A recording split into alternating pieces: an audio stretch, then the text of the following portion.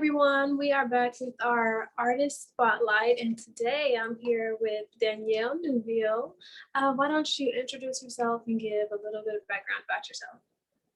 Hi, well, you've already said my name, Danielle Neufville. I actually sometimes go by Danny in my personal communities and sometimes in the art community. I'm currently working and going to school out of Charlotte, North Carolina, with plans on moving to California this year for art school. I mainly work with, abstract art or graphic design. When it comes to it, I like to do a variety of different colors and themes of surrealism and Blackness in general. Well, that's pretty cool. So, what inspires you most as an artist? I would say my life experiences and the communities that I admire. Like I was saying, I paint a lot of themes of Blackness, so that's Black people and family, and also I like the physical representations of our body parts. Like I like to paint lips or Mhm. hands or just the body or eyes especially. So it's just whatever sparks my interest and whatever provides a lot of vivid color that I'm inspired to create. Really nice. So, is there anything that motivates you to create when you aren't inspired? Yeah, I hate when it happens, but it's natural. And what motivates me to create when I'm not feeling like doing so is music. Like I see Mhm. you in the back, the music symbols back there. Like I Yes. like that and I relate to that. I turn on music, I turn it on loud. It doesn't matter, what time it is. I'll turn it on and next thing I know, my mood is lifted. I'm dancing and then eventually I'll be in a state where I would love to create. That's pretty cool. Yes, like you said in the back, music is my form of art. I love music. Love, love, love it. So are there any artists or anything that inspires you that you look up to, role models that you really enjoy?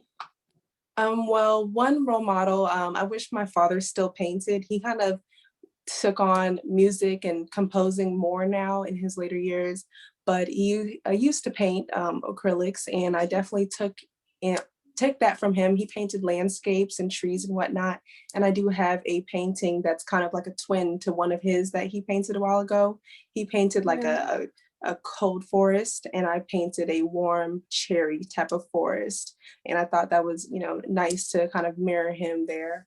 And I also like surrealist artists. I know, Mhm. I think it's Julie Curtis is one of them that I saw.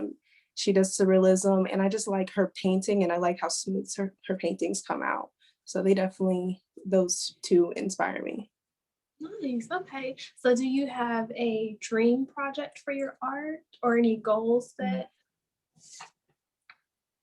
Yeah, I my goal, well, I have a lot, but one that it's really pressing is building a community center for, the creative youth. It would be something to supplement their regular learning in the school system, but it would just be them coming together to have resources, mentors, and an actual space to create after school. So basically like a project-based after school program for them. I think that's just a great way for them to, still do their homework and gather Mhm. and build those social relationships. But I think art just makes life better. And that'll be something for them to have in their back pocket. Okay. Very nice and very well explained.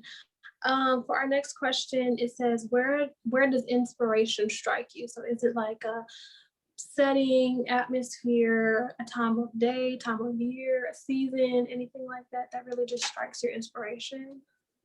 I would say, even though I'm a morning person, I would say really late at night. Um, Mhm.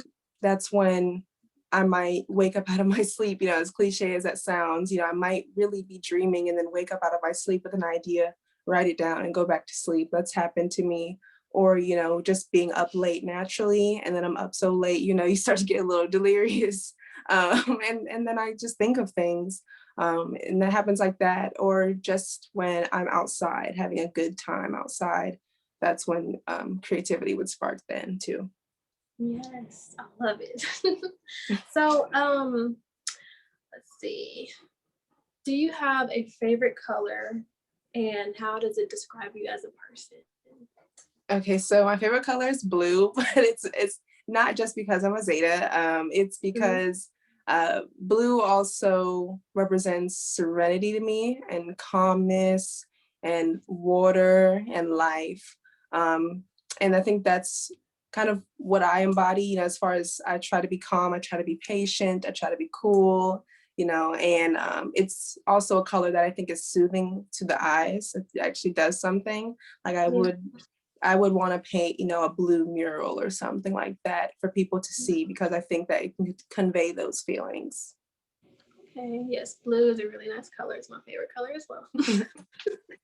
So are you doing anything like in the community or um, are you working on something currently or is it just like practice type work? Yeah, so like I was saying about the community center and programs that I want to build, right now I'm in kind of like research, so that I can, bring this to fruition, not just on the business side, but on the art side and the community side, because, being a community leader isn't something you just wake up and know how to do. So I was going to reach out to these community leaders here in Charlotte and the Arts Council to see if there's any opportunities for volunteering, or just learning about their systems, so that it can incorporate that into the community center.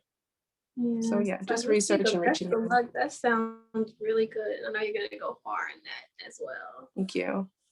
Okay, so what is creativity to you? To me, creativity is just, well, its own life force. I think it's what sparks ingenuity, and I think it's also responsible for happiness. Mhm. Just being able to create, I think, is important to your day to day. This can just mean cooking a meal for yourself. I think that's creativity. So, yeah, that's Especially with the basically how I can describe seasonings. it. um, Okay. Well, I think I'm gonna have one more question for you because I'm not sure how good we are in time. If you could change one aspect of society through your work, what would that be?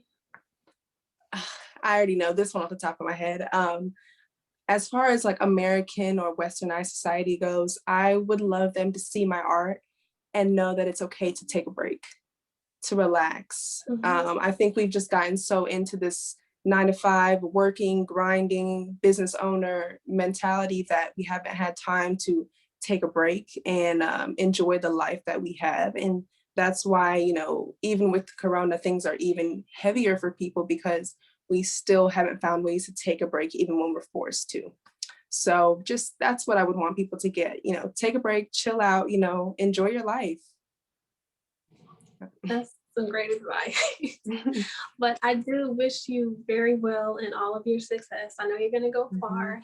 Thank you so much for sitting down here with me and having this interview for our spotlight. And for our viewers, just get familiar with her face because they're going to be seeing more of her later in the year. And thanks so much. Thank you. Thank you so Thank much. you. All right.